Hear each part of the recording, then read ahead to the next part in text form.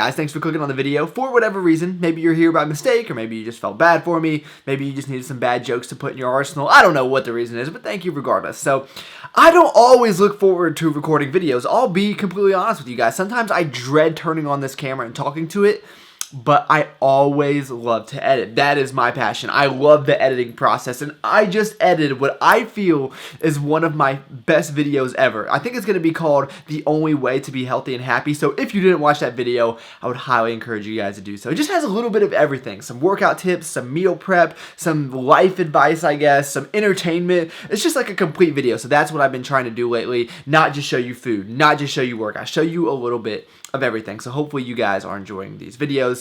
I have adjusted my macros a bit for this cut, and I am down to about 2,500 calories, which is pretty low for me. The reason I really adjusted it down is because I was doing about 3,000 and losing maybe like a pound every week or every other week or so, but I kind of want to ramp it up because if I'm going to do this cut, I want to feel it, you know? I want it to be impactful. I want to get the full experience. And none of you guys even asked me how my weight loss challenge went. The one reason I did that food challenge, how much weight can I gain in a day? So thank you. I'm just kidding. But I did well, by the way. I lost 7%, but very, obviously, there's a lot of issues with that challenge. But I'm down to 182 pounds right now. So we'll run with this. I'm eating as little as 300 grams of carbs.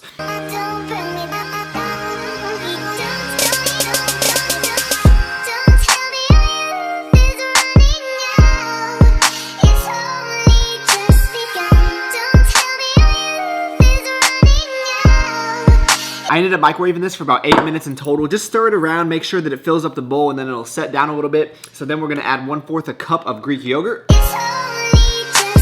And the last thing we'll add is 1 scoop of this vanilla PES protein powder. This recipe is actually another Snapchat I got from one of you rich homies. You didn't tell me your name, but I appreciate you sending this over. Anytime you mix two of the best things in the entire world, oatmeal and coffee, you know it's gotta be good. I'm pretty sure I've made something like this back in the day, but I can't really remember. So really, I followed exactly what you said, but I brewed some coffee in my little Keurig and then I put it in the fridge. I don't know if that's how you ice coffee. I don't even know how to make iced coffee. Is that how they do it? I don't know. But then I added some 1/4 of a cup of Greek yogurt, some vanilla PES, and this is going to be the perfect pre-workout meal. It's, what is it, like 10 o'clock and I have not eaten anything yet. No, it's 11 o'clock, dang. We're going to switch things up a bit today.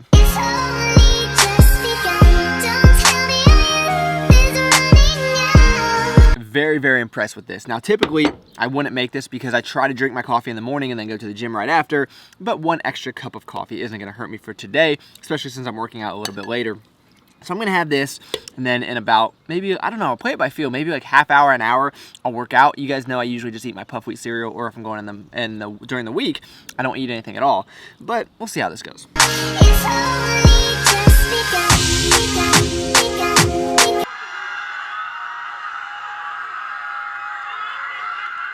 I seriously still cannot believe that that happened. I would say I watch my videos at least 3 times before releasing them, and I convince myself that it's because I'm trying to fine-tune everything. Every little detail in there is important to me, so I try to get everything perfect, but it's probably really because I'm a narcissist. But anyway, if you guys watch that, please leave your comments down below and let me know what you thought. I just thought that that was amazing. And you know what else was amazing? This cappuccino oatmeal. You guys gotta try this out as well. All right, let's work out.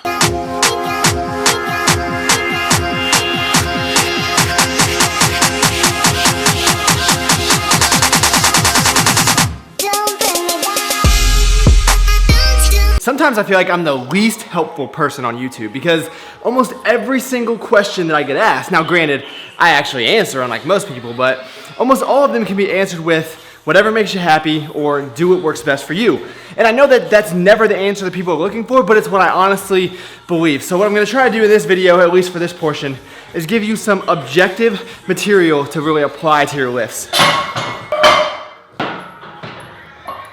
A lot of people want to transition to low bar. The biggest tip that I can give you for low bar squats is patience. It takes time to gain the wrist and shoulder mobility to be able to get in that position. That is the most taxing part. It's not even necessarily your legs at all.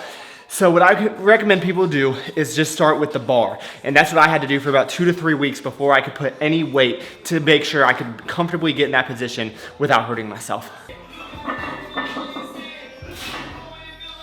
Now, obviously with the squat, you're gonna wanna make sure you're getting the proper depth, and one of the ways you do that is by using the appropriate weight. Especially when you're first starting out, there's no reason for you to be grinding out reps. Your reps should be moving fast. 80 to 85% of your 1 rep max, get in your reps, and when you feel yourself grind them out, maybe hold back a little bit, maybe just add in some extra volume. Building strength, not testing it, I know, cliche advice, but it works. Everybody wants a big bench press. The one thing to remember about the bench press is that it's a full body movement. I think a lot of people oftentimes forget this. So I would suggest picking one cue to work on for a few weeks and then move on to a new cue once that one becomes second nature. So for example, maybe I'll work on leg drive today.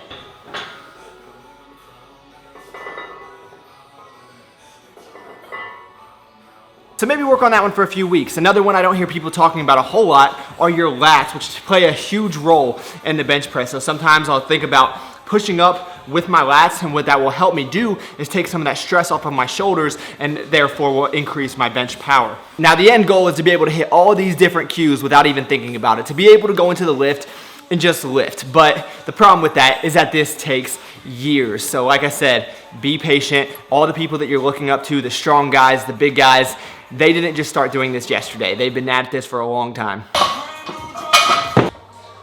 I think this is only the second time I've ever deadlifted in here, mainly because I work out so early, I don't want to wake up the neighbors. This is where you guys comment saying you don't lift enough to wake up the neighbors. But I figured it'd be a good day to do it. So the one thing I really try to keep in mind when I deadlift is keeping the bar close to my body. And this is my biggest struggle. It's also the one thing that has helped me really improve my deadlift. Oftentimes it would just get too far away and you really lose your power that way. So if you can keep that in mind, I can almost promise you a stronger deadlift. Now with all of that being said, I honestly believe the most helpful thing I can tell you guys to do, regardless of the situation, is just learn how to help yourself.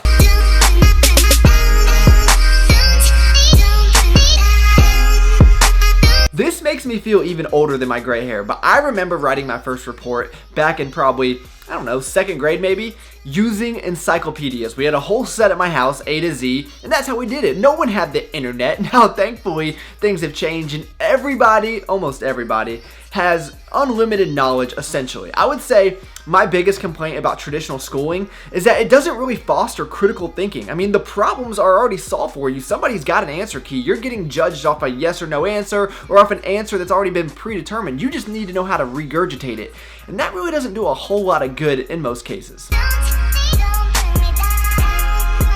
So almost everybody has access to the internet. We know that, right? What's my point? I would make the argument that given that we have access to these powerful tools, that there's no excuse for anyone to be helpless. Yet, there are so many helpless people out there. Now, I know that a lot of younger people are still very dependent on their parents or dependent on others to provide for them. But the sooner you can learn this, the better off you are going to be. And I don't like to pick on people. I'm not a bully, but I talked about my food challenge earlier in this video, the how much weight can you gain in a day, and there was like 150,000 views on that video, and I don't even have 50,000 subscribers, so I'm gonna pick on some of these people that watched the video and didn't subscribe, because given that the view count was higher, I got so many questions on this video, and this is gonna be a very simple example, and then I'll provide some more meaningful examples that you can apply to actual real life. So the amount of emails that I got about what is the song that I used in that workout footage.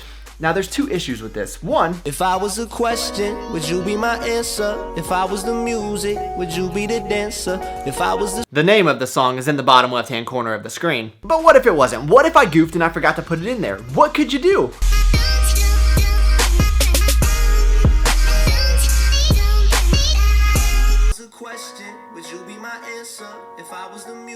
And Google saves the day. Now maybe music isn't the best example because sometimes I'll use music that isn't even online. It's a friend of mine, and so you guys won't be able to find it no matter how hard you Googled it. So let's use something else.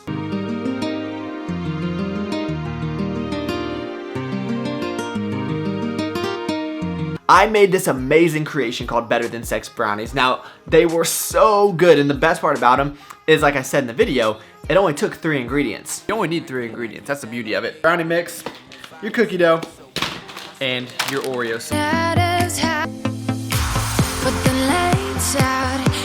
But again, I got a million emails on this. How did you make them?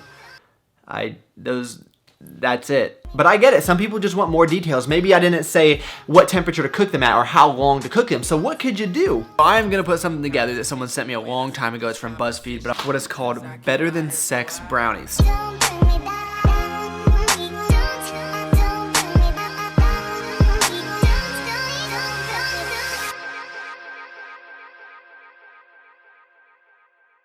You see where I'm going with this? Again, a very simple and silly example. So let's move on to something a little bit more meaningful. Here's why I'm making this video. When you go out to the real world and you get your first job, you will realize that we all have the same job. No matter what our profession or our degree is in, everyone's job is to solve problems, and your boss is going to expect you to be able to solve problems. One of the biggest tips I can give you is bring your boss solutions, not problems. They have enough, trust me. Now, it doesn't matter what job you're in, you're gonna have questions, you're going to need help. I'm a perfect example of that. I just started a new position not too long ago, and I've had a trillion questions probably, and I'm sure I've even been a bit annoying, but what I will absolutely do every single time before I ask that question is I will research it myself. Now write this down, this is good stuff right here, guys. So before I would approach someone with a question, I would go over, here are the few things that I have tried, they haven't worked, here's the research that I've already done. Can you just push me in the right direction? You don't need to hand it to me on a silver platter. I just need a little bit of assistance, and that's perfectly fine. Now here's the risk. If you build a reputation of being helpless and assigning you something ends up being more work for that person than actually doing it themselves, then you're never gonna get more responsibility. And what's the problem with that? That limits your chances of making more money, and who doesn't want to make more money? I'm just gonna be honest with you guys. Now I've had the idea to make this video for a long time, and the reason I haven't is because honestly, I'm scared. I don't want you guys to think that I don't want you to ask me questions, because I do. I want to help you guys out. But like I said, I think the best way I can help you is bringing up the importance of thinking critically. So if you guys have questions for me, please don't hesitate. You guys know I'm in the comment section with you. I'm there to help you guys out. I want to answer your questions if you have them. There's some things you just can't Google. I get it. But I think keeping this in the back of your mind really will help you guys out. So hopefully you didn't take it the wrong way. I'm just looking out for you guys. Like a 9,000 calorie cheat day yesterday, and can you give tips on recovery? Tips on recovering from a 9,000 calorie cheat day. This could be a long one, but first off, I wouldn't recommend doing a 9,000 calorie cheat day. Do it more in moderation. I know that I've done them in the past, but it's mostly just for YouTube. So keep that in the back of your mind. And also, just get back on track. Don't do anything special. Just get back to eating normally again. Don't sweat it. It's in the past. You can't do anything about it now. Hope you feel better though, man. I know it's painful. I have this thing about needing to use things in the kitchen if they're already dirty, so I just made waffles last night. I figured I might as well use this. I don't know that this is actually gonna work, but I'm gonna try to make a panini.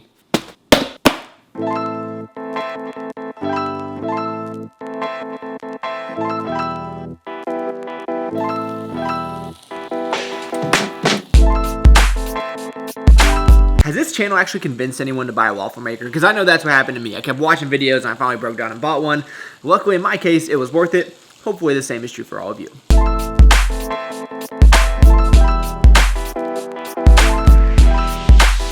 It actually looks like it came out pretty good. The bread might be a little bit stale, but let's try it out.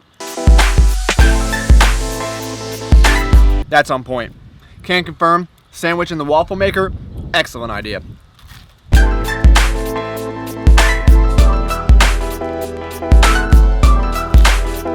Before I finish the last few bites of this amazing creation, I wanted to talk about the Helpless thing just very quickly, one last thing. And I think the reason that it really bothers me is for this reason.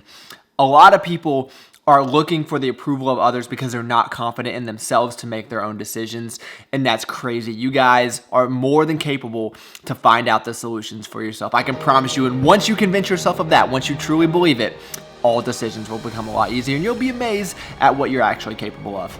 It's way too motivational. Let me just eat my sandwich. Here's the game plan. I'm gonna eat a banana.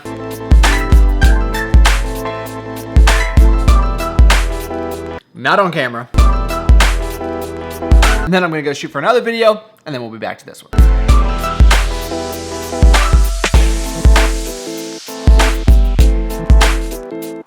Without a doubt, the video I just went to record is the most personal I've ever gotten on YouTube. No questions asked. So how are we gonna build up hype? Because that's what YouTube's about, just building up hype, and usually we underdeliver and you guys get underwhelmed, but no, this is it really is gonna be a great video once I get time to edit it. Let's see. It has to do with me rapping, and it's a lot about my life. Aren't you guys intrigued? Let's eat. Good old-fashioned lettuce. Yum, yum, yum.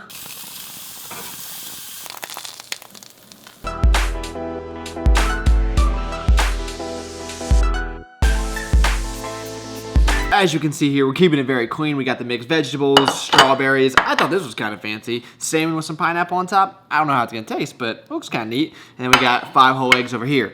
So as you can see, eating very clean, whole foods. And it's hard for me to sympathize with anyone on a diet or any competitor that's complaining about being hungry when they're eating Snickers and Reese's. Yes, if it fits your macros, it's great, but that is not going to fill you up. So that is why I opt for these food choices. Now, you do see me eating some crazy food combinations. I get it, but a lot of that's for video, and those are usually safe for my refeed day. So day in and day out, this is what you're going to see me eating. Finishing off the night with some Greek yogurt and some protein powder. I actually used the snickerdoodle this go around, and that is a great combination if you're like me and you don't like Greek yogurt because it's so sweet, it really masks the taste, and it's actually pretty good. Nice little sweet treat to end off the night. And that is going to do it. So came in at about 2,400 calories a day, under 300 grams of carbs, and I'm going to bed full. So if you make the right food choices, and for me, if you macro hoard to the end of the night and have one big meal, it doesn't have to be that difficult. Now, sometimes you might not be able to do that, but hopefully you can. Now, that is really going to conclude the video, I think. So thanks for sticking with me, guys. I know I ran my mouth a lot in this video. Try to provide, a little bit of entertainment, a little bit of food options, and maybe just a little bit of advice that will help you on down the line. Who knows? Thank you so much for taking the time out of your day to watch. You could have been doing anything, and you chose to spend a few minutes with me. That's pretty awesome. Please give the video a like if you enjoyed it. That really helps me out a lot, and I look forward to talking to you guys next time.